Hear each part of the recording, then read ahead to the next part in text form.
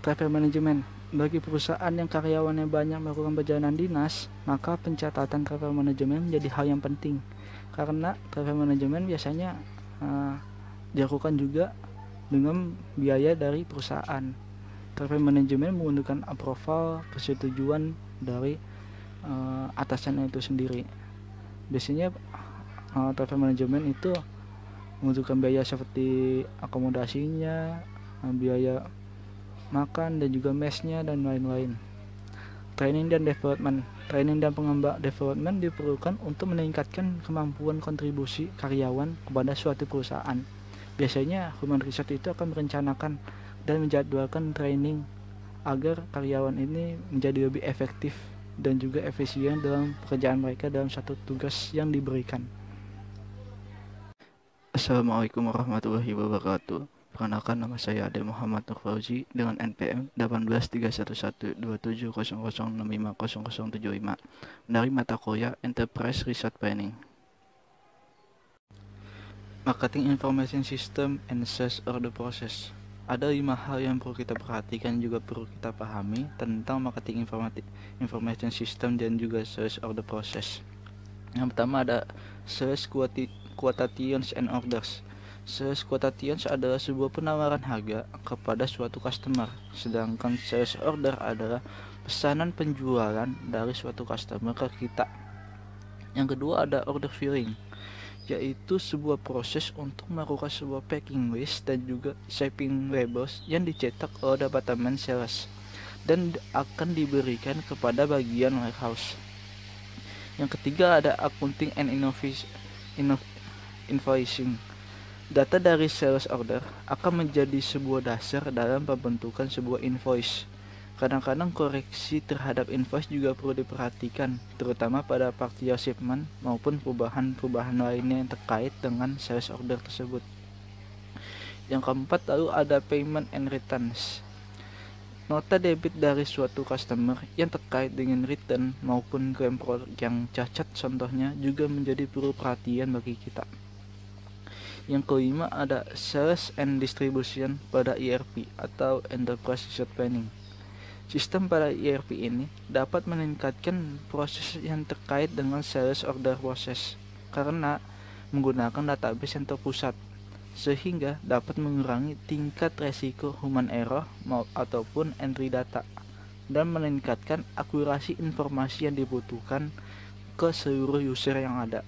Sistem ERP ini juga dapat melakukan track terhadap seluruh transaksi yang telah terjalani. Contohnya seperti track invoice-nya, packing list-nya, RMA number maupun pembayarannya.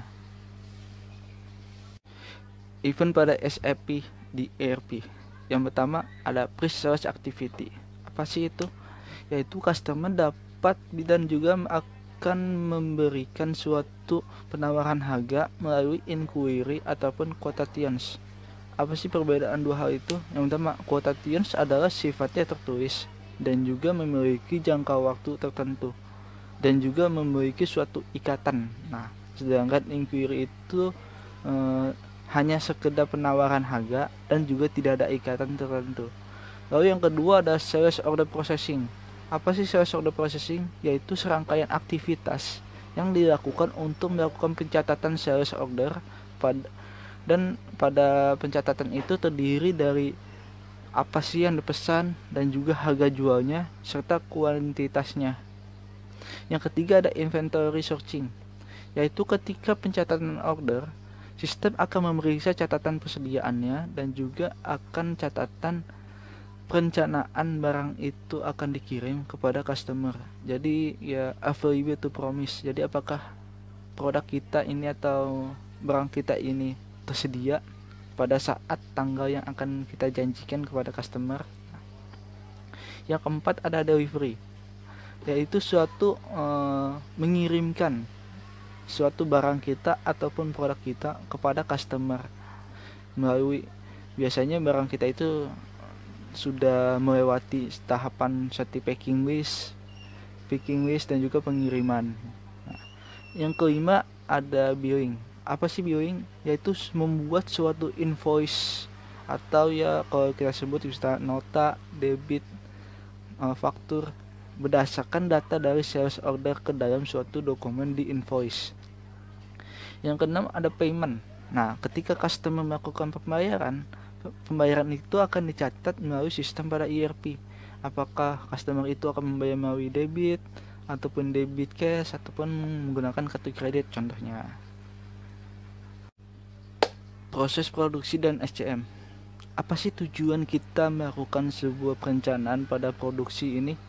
Yaitu untuk melakukan sebuah penjadwalan produksi secara ekonomis, sehingga suatu perusahaan ataupun organisasi dapat mengirimkan produk kita kepada customer sesuai dengan tanggal dan juga perjanjian yang telah kita buat terhadap customer tersebut. Jadi apakah barang kita tersedia nih misalnya di tanggal segini saat customer memintanya. Kenapa sih kita harus membuat perencanaan? Karena biasanya dalam suatu perusahaan atau organisasi kita memiliki sebuah keterbatasan sumber daya. Nah, maka dari itu kita harus memastikan apakah sumber daya kita tersedia atau enggak. Jadi adanya keterseimbangan antara permintaan maupun dengan sumber daya kitanya. Di sini ada 3 pendekatan produksi yang perlu kita ketahui. Yang pertama ada make to stock atau MTS, yaitu item yang dibuat persediaan untuk mengantisipasi pada sales order. Nah, yang kedua ada make to order, yaitu item yang diproduksi untuk memenuhi spesifikasi dari suatu konsumen ataupun customer. Yang ketiga ada assembler to order, yaitu item yang diproduksi untuk menggunakan kombinasi dari proses MTS dan MTO, atau yang seperti tadi yaitu make to stock dan juga make to order. Produk akhir yang dirakit berdasarkan order dari komponen MTO, contohnya ya seperti komputer rakitan lah. Tahapan pada produksi planning dan juga kontrol, yaitu ada beberapa tahapan yang perlu kita ketahui. Yang pertama ada RCCP, yaitu menguji MPS. Nah, pada RCCP ini dilakukan untuk menampilkan pada suatu load profile untuk sumber daya yang kritis seperti tenaga kerja, mesin, peralatan, dan juga kapasitas gudang, kapasitas memasok, dan juga part, dan juga sumber daya keuangan. Itu contoh-contohnya dari RCCP untuk menguji suatu MCP. Yang kedua ada CRP, yaitu adalah penentuan kapasitas yang dibutuhkan sesuai hasil dari MRP. Nah, modifikasi yang dilakukan ini biasanya dilakukan dengan cara lembur ataupun perubahan routing maupun subkontrak. Jika suatu kapasitas yang dapat digunakan tidak mencukupi, meskipun telah melakukan suatu modifikasi, perubahan terhadap MPS juga perlu kita lakukan dan juga kita perhatikan. Sales and operation process. Ada 3 prinsip penting dalam melakukan suatu sales and operation process. Yang pertama yaitu menggunakan sales forecast, yaitu hal yang berdasarkan tingkat persediaan yang ada, membuat satu perencanaan agregat untuk semua produk. Yang kedua, memecahkan perencanaan agregat menjadi sebuah perencanaan produksi yang lebih spesifik untuk masing-masing produk ke dalam interval yang lebih kecil. Yang ketiga yaitu menggunakan perencanaan produksi untuk menentukan kebutuhan dalam pembuatan bahan baku dalam satu produk kita.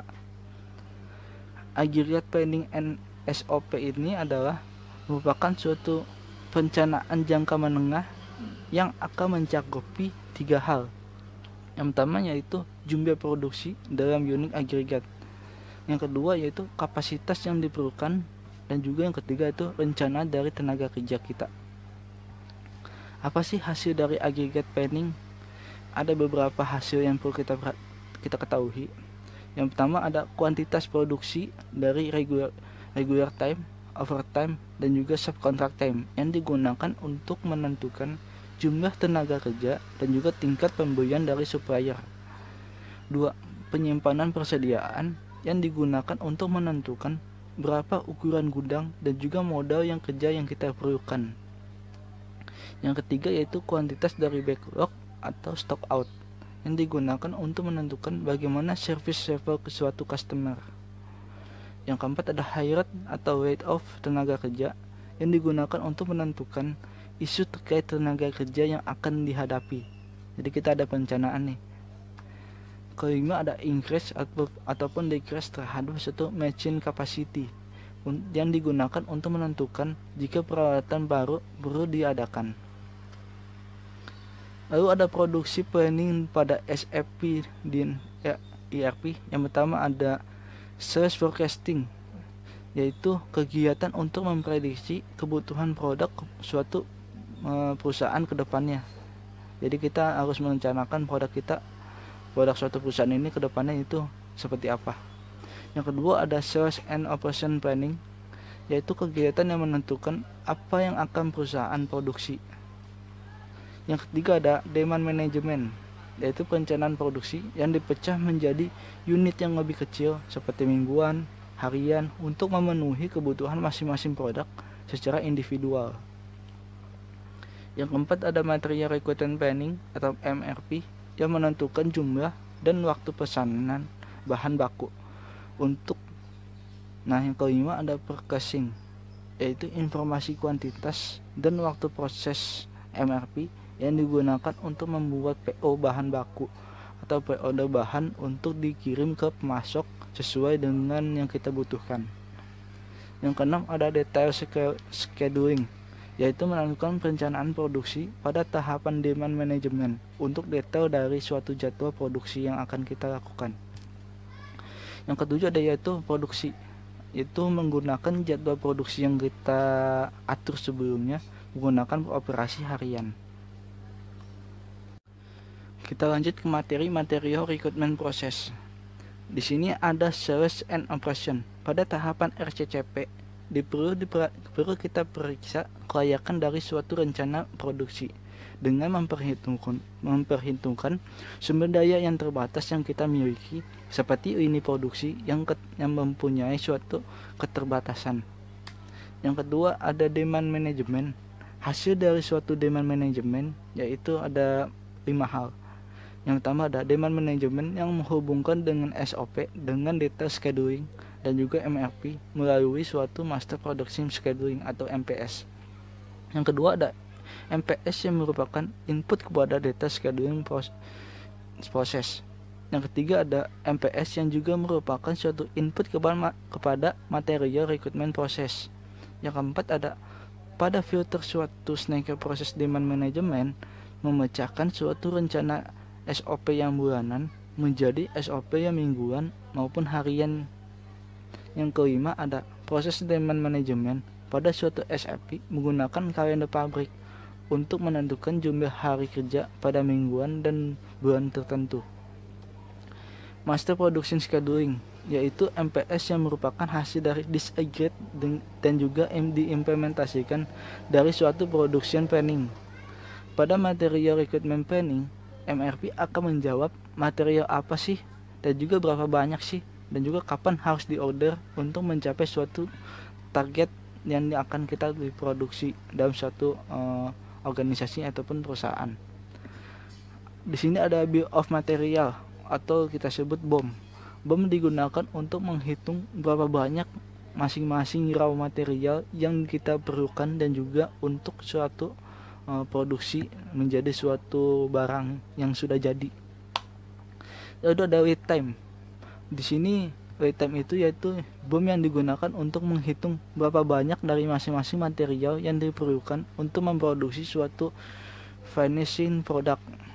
Tentukanlah waktu dan juga kualitas dari PO ini untuk membutuhkan informasi lead times dan juga lot sizing untuk PO dan pada di sini lead time ini akan meliputi 3 hal. Yang pertama, waktu yang diperlukan supplier untuk menerima dan juga memproses order. 2. Waktu pengeluaran stok, packing dan juga memuat kepada truk untuk melakukan suatu pengiriman barang ke customer. Dan juga yang ketiga yaitu waktu yang dibutuhkan penerima untuk memproses suatu penerimaan seperti unload, inspeksi dan juga memindahkan barang dari gudang satu ke gudang yang lainnya. Lalu ada lot sizing atau lot sizing. Di sini lot sizing adalah proses produksi atau kualitas dari suatu order. Dalam banyak kasus, lot size pembelian dibatasi oleh packaging dan juga transportasi. Pada proses MRP, ada beberapa hal dan juga langkah yang perlu kita lakukan. Yang pertama, Konversi kuantitas MRP dari batch peti menjadi 500 IB. Yang kedua, kalikan jumlah batch dengan IB dari BOM untuk menentukan gross recruitment.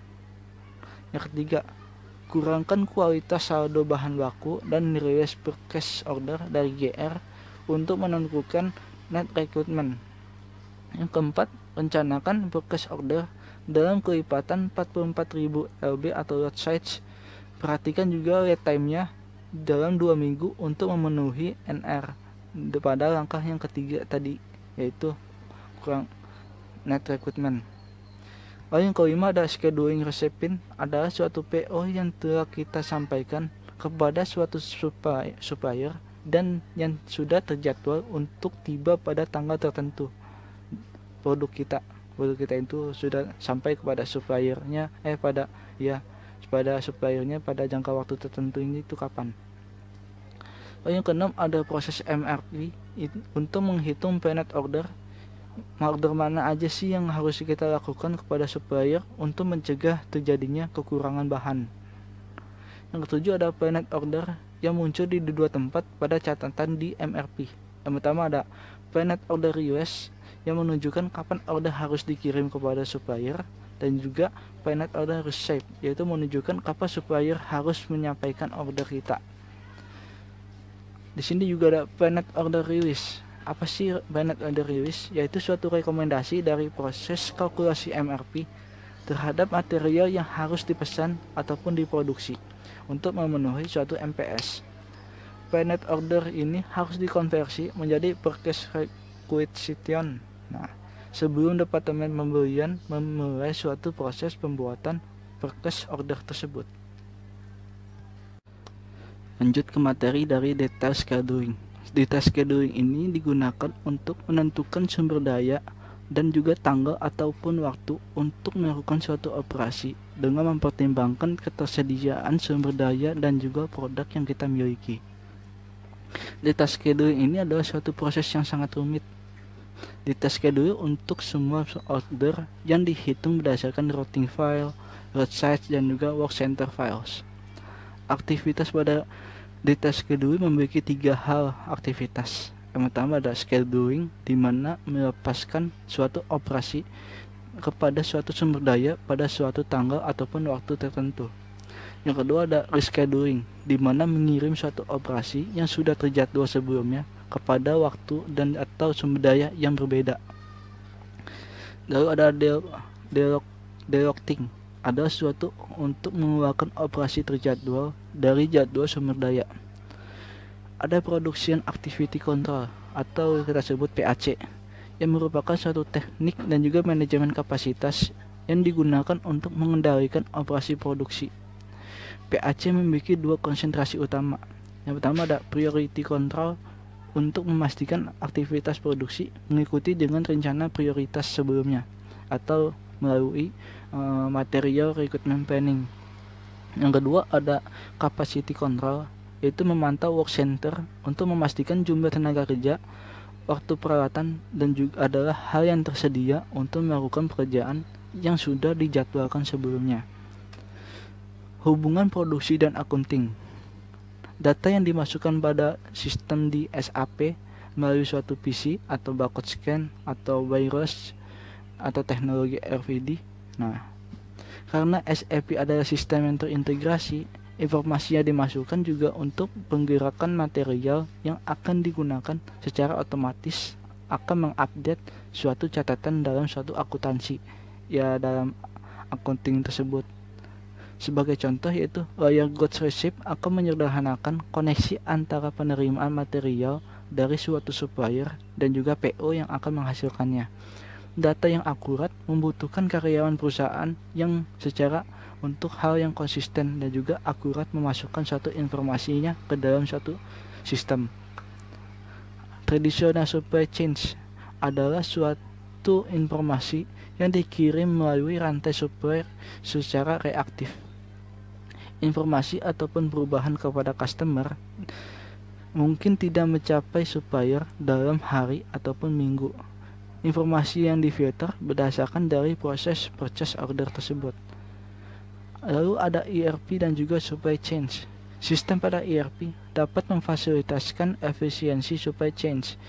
Rencana yang diproduksi dapat dibagikan sepanjang rantai supply secara dengan real time. Integrasi akuntansi memperbolehkan manajer untuk mengevaluasi pengaruh dari perencanaan terhadap total biaya rantai yang disuplaikan. Suatu sistem pada ERP dapat meningkatkan suatu efisiensi dari proses produksi dan juga pembelian. Ada dua hal di sini. Yang pertama, dimulai dari marketing berbagai data di forecast. Yang kedua itu perencanaan produksi yang dibuat berdasarkan forecast dan dibagi dengan forecasting sehingga akan bahan mentah tersebut dapat diorder dengan baik. Perencanaan produksi dapat dilakukan tanpa menggunakan sistem ERP, tetapi suatu sistem ERP yang mengandung MRP memperbolehkan produksi berhubungan dengan forecasting dan juga accounting. Contohnya itu berbagi data untuk meningkatkan efisiensi perusahaan secara keseluruhan. Materi selanjutnya yaitu aktivitas akuntansi. Aktivitas akuntansi umumnya diklasifikasikan sebagai 3 hal. Pertama, akuntansi keuangan, akuntansi manajerial, serta akuntansi pajak. Mendokumentasikan semua transaksi pada suatu perusahaan yang mana memiliki suatu pengaruh pada keuangan perusahaan dan menggunakan dokumentasi transaksi tersebut untuk membuat laporan bagi suatu investor maupun pihak luar yang terkait. Ini adalah suatu fungsi dalam aktivitas akuntansi. Laporan-laporan ini biasanya disebut juga dengan laporan keuangan. Laporan keuangan biasanya meliputi dengan neraca dan juga laporan laba rugi. Pada umumnya perusahaan membuat laporan keuangan per 1 kuartal. Neraca adalah suatu ringkasan saldo perkiraan seperti sebuah kas, piutang, dagang, persediaan bahan dan baku, bahan jadi, harta tetap, hutang dagang, bank, kreditur, serta modal yang ditanam. Laba rugi menunjukkan pendapatan dan biaya serta laba atau rugi untuk suatu periode waktu tertentu. Biasanya sih 1 per kuartal. Kemampuan menghasilkan laba adalah penting bagi seorang kreditur dan juga investor. Juga merupakan informasi penting bagi manajer yang bertugas pada operasi sehari-hari. Secara umum manajer melihat laba sebagai indikator keberhasilan suatu perusahaan ataupun organisasi, dan rugi merupakan suatu masalah yang harus diselesaikan dengan secepatnya. General ledger. Akun perusahaan disimpan dalam suatu general ledger. General ledger adalah suatu dokumen akuntansi utama yang memberikan catatan lengkap dari semua transaksi keuangan bisnis yang ada dalam suatu perusahaan. Ini membantu untuk melihat gambaran finansial yang lebih besar, termasuk seperti asetnya, kewajibannya, pendapatannya, pengeluaran, dan keuntungan, serta kerugian yang ada. Untuk membuat laporan keuangan, perusahaan biasanya melakukan sebuah tutup buku, di mana saldo dari perkiraan sementara atau nominalnya ditransfer ke perkiraan laba ditahan. Perkiraan yang ditutup akan memiliki saldo nol, dan akumulasi pendapatan dan biaya dimulai lagi untuk periode berikutnya. Hal ini biasanya disebut dengan tutup buku. Agar tutup buku lancar dilakukan, karyawan perlu melakukan pemeriksaan perkiraan untuk memastikan data akurat dan tepat waktu. Jika tidak, berbagai penyesuaian harus dibuat sehingga memakan waktu dan dapat mengakibatkan hasil yang tidak akurat. Managerial accounting. Tujuan dari akuntansi manajerial adalah menyediakan informasi yang terperinci untuk pembuatan keputusan, membuat budget, menentukan keuntungan dari suatu produk tertentu, regional tertentu, ataupun kampanye dalam suatu pemasaran. Akuntansi manajerial biasanya menghasilkan suatu informasi yang mana dapat digunakan oleh suatu manajer untuk mengendalikan aktivitas perusahaan sehari-hari dan membuat perencanaan untuk jangka yang panjang untuk operasi, pemasaran, kebutuhan personalia, pembayaran hutang, dan lain-lain. Kebutuhan yang terkait dengan laporan akuntansi manajerial dapat berbeda dengan antar perusahaan. Jadi antar perusahaan ataupun organisasi biasanya beda-beda. Manfaat dari ERP. Salah satu manfaat dari sistem informasi yang terintegrasi adalah penyederhanaan proses dari tutup buku dan penyiapan laporan keuangan. Staf akuntansi tidak boleh menggabungkan dari berbagai sistem yang berbeda karena semua data yang diperlukan tersedia pada sistem yang terpusat. Jadi datanya itu harus yang terpusat, nggak boleh dari terpencar-pencar, karena hal ini akan merepotkan nantinya. Pada SAP ERP, laporan raca dan PL adalah suatu laporan yang dalam bentuk database, sehingga mudah dihasilkan pada setiap saat. Karena laporan dibaca dan dari table database dan harus selalu up to date. Kita lanjut kepada materi Human Resource Process. Fungsi dari Human Resource antara lain ada 8 fungsi. Yang pertama, menarik, memilih, dan merekrut suatu karyawan baru menggunakan suatu informasi dari lamaran, referensi, maupun interview. Kedua, mengkomunikasikan suatu informasi yang terkait dengan posisi baru dan merekrut melalui suatu organisasi. Ketiga, memastikan karyawan memiliki pendidikan yang sesuai dan sertifikasi yang dibutuhkan oleh tugas-tugas mereka. Keempat, menangani masalah yang terkait dengan perilaku karyawan. Kelima, memastikan karyawan mengerti tanggung jawab mereka terkait dengan pekerjaan atau tugas yang akan mereka lakukan. Keenam, mereview kinerja karyawan dan menentukan kenaikan gaji maupun bonus dalam suatu karyawan di suatu organisasi. Ketujuh, mengatur gaji dan kesejahteraan antar tiap-tiap karyawan dan mengkonfirmasikan benefit yang sesuai yang dibayarkan kepada karyawan. 8. Mendukung rencana manajemen untuk perubahan di dalam suatu organisasi, seperti melakukan ekspansi, pensiun, reorganisasi, sehingga karyawan yang kompeten tersedia untuk mendukung suatu proses bisnis yang ada. Ada beberapa cara untuk melakukan proses rekrutmen. Departemen mengajukan sebuah kebutuhan tenaga kerja ke bagian Human Resource dengan mengisi formulir lowongan. Biasanya lowongan ini harus meliputi informasi sebagai berikut. Yang pertama, harus ada posisi jabatannya. Kedua, kualifikasi yang diperlukan itu apa aja sih. Ketiga, sifat jabatan, misalnya sementara kah, part time, full time kah, atau cuma PKL atau magang, dan lain-lain. Keempat, kapan sih itu dibutuhkannya. Lalu ada berdasarkan informasi tersebut, bagian HRD ataupun Human Resource-nya mengajukan kepada pimpinan perusahaan untuk mendapatkan persetujuan. Biasanya Human Resource ini harus mengkonfirmasikan terlebih dahulu nih tentang informasi lamarannya. Nah, ke atasannya lagi, informasi kebutuhan diumumkan di internal agar karyawan yang ada diberi kesempatan untuk mengajukan diri. Jadi diberi juga ke karyawan yang sudah ada juga di suatu perusahaan, apakah mereka ingin mengajukan diri ke posisi yang ada di lamaran tersebut atau enggak. Lalu ada informasi yang dibutuhkan diumumkan dia karyawan. Nah, itu sama untuk mengajukan diri. Jika tidak ada yang sesuai, maka posisi yang ditawarkan kepada calon yang eksternal. Maka setelah kita menawarkan ke yang internal tadi, kita akan menawarkan ke yang eksternal karena sudah tidak ada tawaran lagi dari internalnya.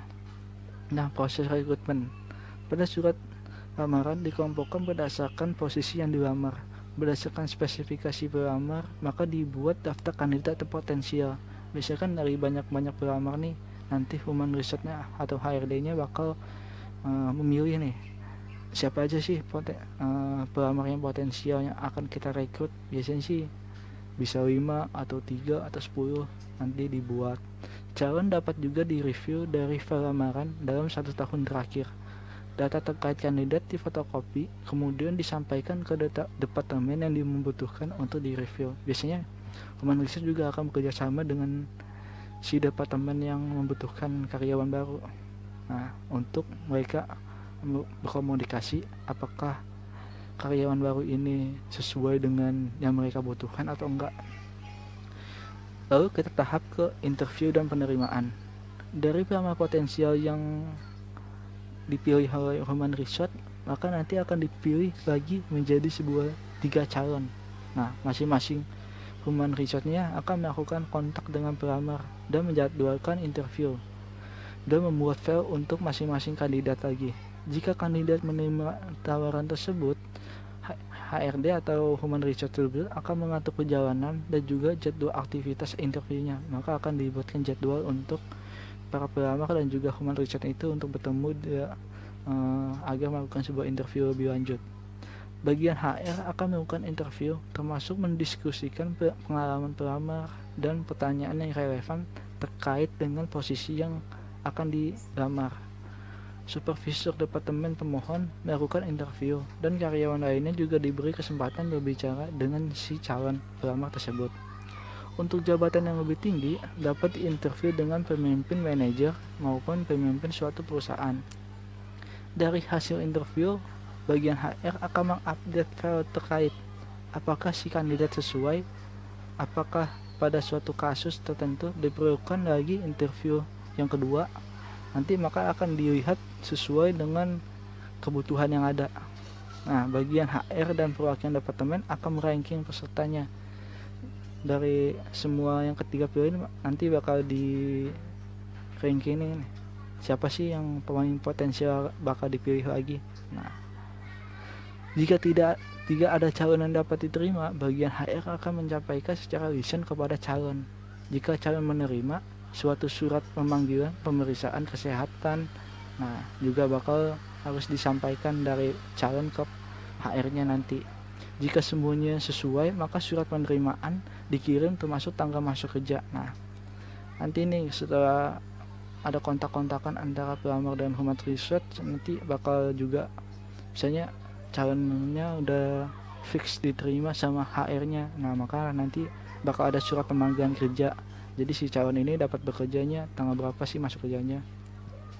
Bagian HR akan menjadwalkan new employees oriented, jadi ya kayak orientasi baru lah.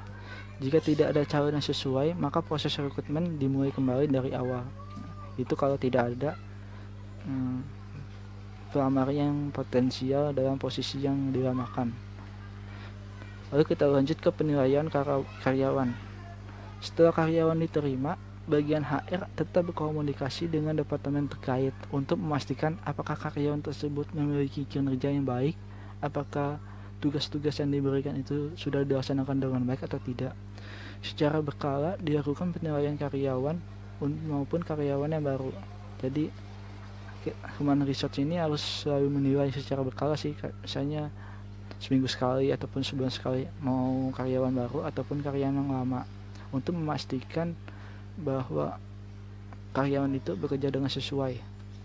Dokumen penilaian di file untuk masing-masing karyawan. Jika kinerja tidak sesuai untuk suatu jangka waktu tertentu, maka file ini digunakan untuk memperkuat mengapa karyawan ini di PHK suatu hari nanti. Perlu dilakukan terkait dengan kemungkinan karyawan menuntut perusahaan. Jadi dokumen-dokumen file ini kita harus simpan dengan baik-baik nih sebagai human research, karena bila suatu hari nanti karyawan tersebut di PHK, bisa saja kan karyawan nanti melakukan penuntutan kok satu karyawan. Nah, hal ini akan sebagai penguatan kita sebagai human research kepada suatu hukum yang terkait. Nah, lanjut ke turnover terkait dengan kompensasi dan kepuasan kerja. Secara berkala, human research akan melaksanakan suatu training, melakukan employee staffing survey. Jadi ya bukan survei lah, apakah tugas-tugas yang diberikan itu sesuai dengan job desk mereka atau enggak, apakah mereka nyaman di suatu perusahaan ini atau enggak. Nah, maka nanti human research akan mengumpulkan data-data tersebut dari survei tersebut. Bagian HR akan memainkan peranan penting terkait dengan kompensasi, apakah adil bagi semua karyawan sesuai dengan kompetitif dengan bursa kerja yang ada dalam saat ini. Time management, waktu kerja diperlukan untuk menghitung upah karyawan, biasanya gaji yang dibayarkan per jam kah atau berapakah, dan juga biasanya dihitung untuk biaya lembur dengan terkait bidang pekerjaan mereka. Payroll processing, proses penggajian adalah penting untuk memastikan upah dibayar dengan benar dan tepat waktu. Elemen ini sangat penting terutama bagi karyawan. Pada proses payroll ada perhitungan upah, kesejahteraan, potongan jam sostek, dan juga perpajakan.